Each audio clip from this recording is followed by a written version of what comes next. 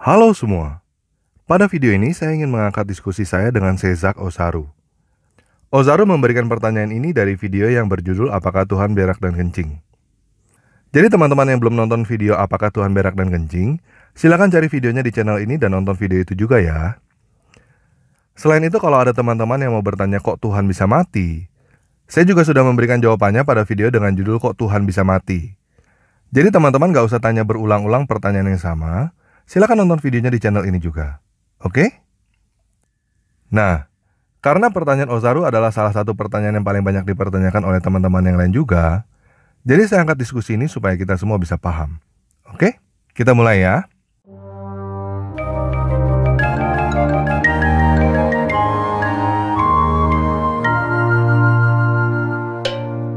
Osaru bertanya, "Gue tebus teman gue dari penjara karena orang tuanya gak mau tebus. Terlalu benci sama anaknya itu, teman gue. Kenapa menyamakan sifat Tuhan sama sifat manusia? Yang jorok juga gak masalah bagi kalian. Bayangkan orang jahat memperkosa istri kalian, apakah Tuhan juga akan memperkosa istri kalian? Terlalu jorok kan?" Saya bertanya kepada Osaru, "Kenapa kamu tebus teman kamu?" Osaru menjawab, "Karena dia teman baik gue. Jahat macam manapun, gue tahu sisi baiknya. Bukan seperti orang tuanya yang terus membenci dan membuangnya dari keluarga itu sendiri. Kita seharusnya membenci perbuatan terkutuk, bukan membenci orang itu. Betul kan?" Saya menjawab, "Betul sekali. Ini yang Yesus katakan di dalam Yohanes 15 ayat 13. Tidak ada kasih yang lebih besar daripada kasih seorang yang memberikan nyawanya untuk sahabat-sahabatnya." Kamu pasti mengasihi temanmu itu. Mungkin lebih daripada orang tuanya. Begitu juga Tuhan mengasihi kamu, sampai mau kasih nyawanya untuk kamu. Masuk akal? Sama nggak masuk akalnya sama kamu mau menebus temanmu itu.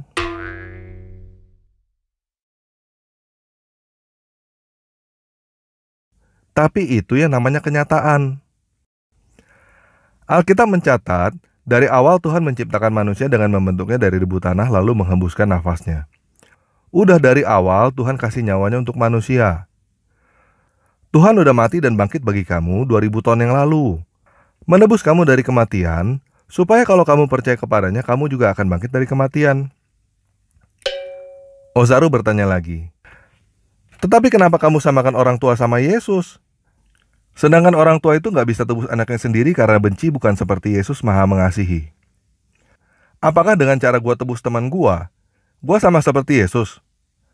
Yesus bisa aja disamakan dengan kawan, pakci, makci, saudara, dan bukan aja untuk orang tua, begitu?" Saya menjawab, dari pertama, Tuhan menciptakan manusia seperti dia. Untuk menjelaskan ini, coba kamu selfie. Apakah kamu seperti foto kamu yang di selfie itu? Iya dan enggak kan jawabannya. Orang bodoh, pikirannya kamu seperti foto kamu itu, artinya 2 dimensi. Tapi apakah artinya kamu nggak seperti foto kamu? Enggak kan? Mengenai orang tua, Alkitab mencatat bahwa Tuhan yang membentuk manusia seperti dia. Kasih nafasnya juga. Itu sebabnya dia seperti orang tua juga. Nggak semua orang tua seperti orang tua temanmu itu kan? Nggak semua orang tua nggak mau nebus anaknya kan? Saudara saya menebus anaknya dari penjara, berulang-ulang sampai bangkrut, jual semua hartanya. Dan orang tua yang mengasihi anaknya, bukan berarti nggak boleh marah kepada anak-anaknya. Nanti kalau kamu punya anak baru ngerti. Nah, balik ke topik. Kita ini adalah foto-fotonya Tuhan yang rusak karena kesalahan kita sendiri. Yesus turun sebagai manusia untuk memberikan teladan bagaimana foto Tuhan yang seharusnya. Dia memberikan teladan bagaimana manusia seharusnya hidup dan bertingkah laku. Dia mengajarkan kasihilah musuhmu dan berdoalah bagi mereka yang menganiaya kamu. Dan dia bukan cuma omdo. Dia kasih contoh melakukan itu, sampai di salib masih berkata, "Ampunilah mereka." Itulah manusia sejati yang seharusnya. Nah, untuk lebih lengkapnya, apa aja yang Yesus katakan dan lakukan, baca sendiri di Alkitab ya, kepanjangan. Baca mulai dari Matius. Download aja di apps, gratis kok. Ozaru menjawab, saya nggak terima kalau Yesus saya disamakan sama manusia. Jauh beza itu. Apa benar Yesus mengajar kasih musuh sendiri? Yesus mengajarkan kita jihad seperti yang saya tunjukkan di dalam ayat ini. Lukas 19 ayat 27. Tetapi semua musuhku yang tiada suka aku menjadi raja mereka, bawalah kemari dan bunuhlah mereka di hadapanku. Apakah ada maksud lain ayat ini? Tidak semua ajaran Yesus fokus kepada kasih mengasihi, bukan? Saya menjawab, kamu berkata, kamu tidak terima kalau Yesus disamakan seperti manusia. Tapi itu persis yang kamu lakukan dengan mempertanyakan apakah benar Yesus mengajarkan untuk mengasihi musuh. Lukas 19 yang kamu kutip itu adalah perkataan Yesus tentang penghakiman akhir. Tentang bagaimana dia akan menghakimi nanti. Bukan tentang bagaimana kamu seharusnya berperilaku sebagai manusia. Kamu masih berpikiran dua dimensi. Memperlakukan Tuhan seperti boneka Barbie yang seharusnya begini, seharusnya begitu.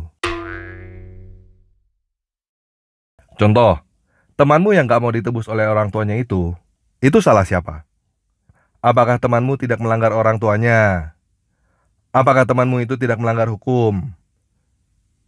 Dari perkataan kamu, yang kamu persalahkan adalah orang tuanya. Ketika kamu menebus temanmu itu, apa yang kamu katakan? Lain kali masuk lagi ya bro. Atau kamu bilang lain kali jangan lagi. Baca Lukasnya yang komplit ya. Nah, saya nggak akan membacakan Lukas 19 ayat 11-27 pada video ini karena kepanjangan. Jadi teman-teman silakan baca sendiri ya. Intinya, kalau kamu baca Lukas 19 ayat 11-27, kamu akan ngerti sendiri bahwa Yesus sedang memberitahukan tentang penghakiman akhir nanti. Ozaru menjawab, aku tidak memperlakukan Tuhan seperti boneka. Dan aku tidak pula menyalahkan orang tua dalam perbincangan ini. Aku cuma nggak setuju dengan pernyataan kalau Tuhan harus disamakan dengan ciptaannya. Kalau Tuhan disamakan dengan ciptaannya seperti manusia, banyak lagi ciptaan Tuhan seperti tumbuhan dan hewan. Apakah kamu ingin menyamakan Tuhan dengan hewan? Bagaimana dengan manusia yang hidup sebelum turunnya Yesus? Apakah adil bagi mereka yang hidup sebelum turunnya Yesus karena mereka belum mendapatkan kasih dari Yesus? Sedangkan mereka juga tidak mengenali Yesus. Tuhan kita maha adil. Saya menjawab. Yang pertama, Yohanes 1 ayat 29 berkata, pada keesokan harinya, Yohanes melihat Yesus datang kepadanya dan berkata, lihatlah anak domba Allah yang menghapus dosa manusia. Itu ada tulisan anak domba. Yesus disamakan dengan korban penebusan dosa sempurna, seperti hewan korban yang disyaratkan di Taurat. Yang kedua, saya termasuk orang yang gak sepaham harus agama tertentu untuk masuk surga. Nanti gak bakal ada pemeriksaan KTP kok. Saya juga gak sepaham dengan pemikiran nanti bakal ditanya, nabimu siapa? Dongeng apa yang kamu percaya? Bukan itu yang Tuhan mau. Yesus datang bukan untuk itu. Dan Yesus udah kasih tahu bagaimana kriterianya. Contoh, jika kamu mau diampuni, kamu harus mengampuni. Jika kamu tidak mengampuni, kamu juga tidak diampuni. Alkitab juga ada tertulis, barang siapa tahu lebih, akan dituntut lebih. Yesus berkata, kasihilah musuhmu dan berdoa bagi yang menganiaya kamu. Kamu udah tahu ini, jadi kamu dituntut untuk melakukan ini. Yesus datang dengan segudang mujizat, termasuk bangkit dari kematian, bukan untuk kamu cuma nyanyi-nyanyi haleluya. Bukan mengenai percaya dia Tuhan atau manusia atau binatang, tapi untuk meyakinkan kamu supaya kamu percaya dan melakukan. Kasihilah musuhmu dan berdoa bagi yang menganiaya kamu. Kalau kamu belum tahu perintah ini, kamu tidak dituntut untuk melakukannya. Saya juga cukup yakin, di dalam hatimu, kamu tahu bahwa orang yang mengasihi musuh dan berdoa bagi yang menganiaya adalah orang yang lebih benar daripada orang yang membalas kejahatan dengan kejahatan. Nah, kamu punya pilihan untuk follow apa yang Yesus ajarkan, atau kamu bisa menolaknya. Kamu jangan pikirin orang lain diselamatkan atau enggak dulu. Itu bukan urusanmu. Bukan kamu yang punya hak mempertanyakan keadilan Tuhan. Tuhan yang punya hak mempertanyakan keadilan kamu. Kamu pikirin kamu sendiri dulu.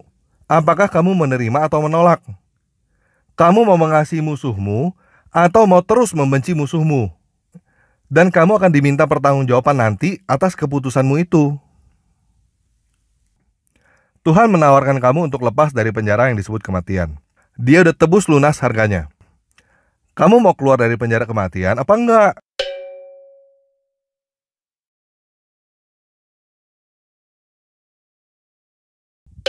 Sama seperti kamu menebus teman kamu yang keluar dari penjara itu. Kalau dia nggak mau, malah ngeyel nggak mau dengerin kamu, apakah kamu akan paksa teman kamu keluar dari situ? Atau kamu akan biarin aja? Nggak mau ditebus ya sudah.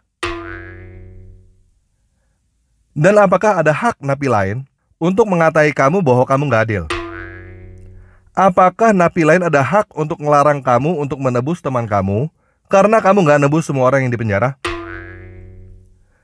Atau apa yang akan kamu katakan kepada temanmu itu bila dia bilang kepadamu, kamu nggak adil karena kamu cuma nebus dia doang. Lalu dia malah ngajarin kamu untuk adil tebus semua orang yang di penjara. Moga kamu paham. Kamu ditawarkan untuk ditebus dari penjara kematian. Dan kamu berani mempertanyakan keadilan penebusmu. Kalau kamu nggak mau ditebus ya sudah. Nanti kamu jangan tanya kenapa kamu tidak diampuni. Karena kamu yang nggak mau diampuni.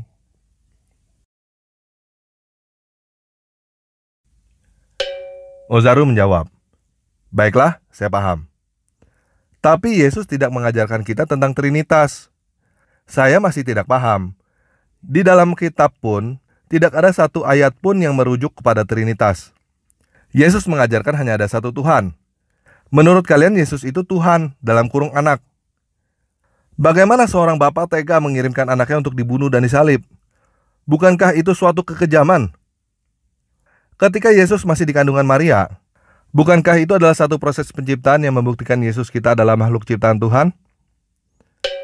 Saya menjawab, pertama, melahirkan bukan menciptakan, bos. Kalau menciptakan, dari sesuatu yang belum ada. Contoh, walaupun kamu sekarang bisa membuat lampu, kamu nggak bisa disebut pencipta lampu. Gelar pencipta lampu diberikan kepada Thomas Alva Edison karena dia yang pertama menciptakannya. Yang kedua, kata Trinitas memang nggak ada. Kata Trinitas itu sebenarnya untuk menjawab pertanyaan kok Tuhan ada 3. Trinitas itu artinya yang kamu bilang 3 itu hakikatnya 1. Contoh Trinitas yang lain, Ozaru punya tubuh, jiwa, dan roh. Ketiganya lain, tetapi ketiganya adalah Ozaru. Ozaru ada berapa? Ya ada 1. Bapa, Putra, dan Roh Kudus adalah 1. Nah, ketika video ini dibuat, percakapan dengan Ozaru selesai sampai di sini. Dan sekarang saya mau menjawab pertanyaan kalian tentang Yesus dan Bapa dengan jawaban Yesus sendiri. Salah seorang murid Yesus yang bernama Filipus juga pernah menanyakan pertanyaan yang sama dengan pertanyaan kamu. Di dalam Yohanes 14 ayat 8, Filipus berkata, Tuhan, tunjukkanlah Bapa itu kepada kami. Itu udah cukup bagi kami. Di dalam Yohanes 14 ayat 9, Yesus menjawab dia, telah sekian lama aku bersama kamu, Filipus, namun kamu tidak mengenal aku. Barang siapa telah melihat aku, dia telah melihat Bapa. Bagaimana engkau berkata tunjukkanlah Bapa itu kepada kami?